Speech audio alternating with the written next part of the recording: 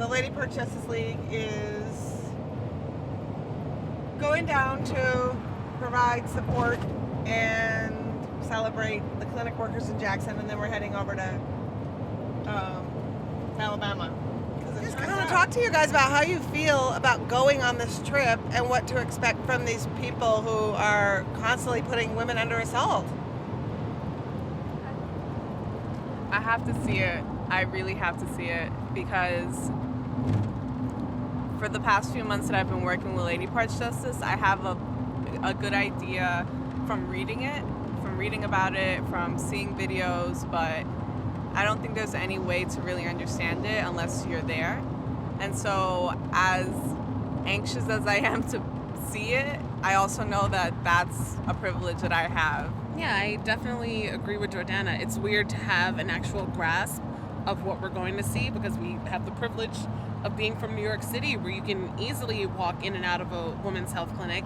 There are plenty there. A lot of them are inside of office buildings in unassuming spaces where like a dentist or an accounting firm might be next door. So it's not drawing any attention, and people are kind of just minding their business. It's an odd concept to know that people are going out of their way to assault and berate people who are trying to live their lives in their own way, and they judge them for it. One of the incredible physicians who provides the care, the abortion care in Mississippi and Alabama is Dr. Willie Parker, and there's a great article written about him that I'm gonna have Shannon just read.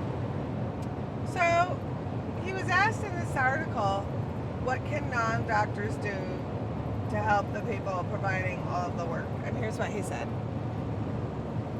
It's the people who stand out front and put themselves between those who are venomously confrontational and the person who is emotionally vulnerable. I look at all the moving parts that happen to get a woman from the place where she shows up pregnant and not wanting to be, to where she walks out the door safely and moves on with her life. You provide the last bit of initiative a woman might need to get inside of a clinic. I'm proud of returning home because of the realization that there is a progressive body of engaged people in Alabama. So I had Shannon read it because she's the only one who doesn't get car sick when she reads. Skills. Mad skills. Ashley, like, where does your heart go when as we drive 2 hours away to meet these women? Like, what are your thoughts? Dude, the first time I read that article, it made me really emotional, and just hearing her read it again makes me emotional again, obviously. No, I'm really excited to meet these clinic workers down here. I'm an escort in New Jersey, and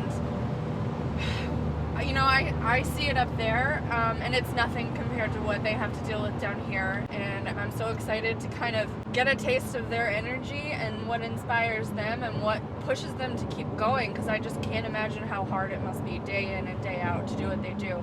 It's really inspiring for me. I'm really excited. I'm getting really emotional. I'm sorry. It's really fun. We're having an awesome day today. We've been singing and we've been talking about stuff that's really important to us. And eating at Waffle House. It was just, we wanted to give you a little feel of what's happening, intercut with craziness in the van. Maybe we'll go out with some singing. We'll go out with some singing. Backstreet Boys? Yeah, we'll go out with little Backstreet Boys. LPJ is back. All right.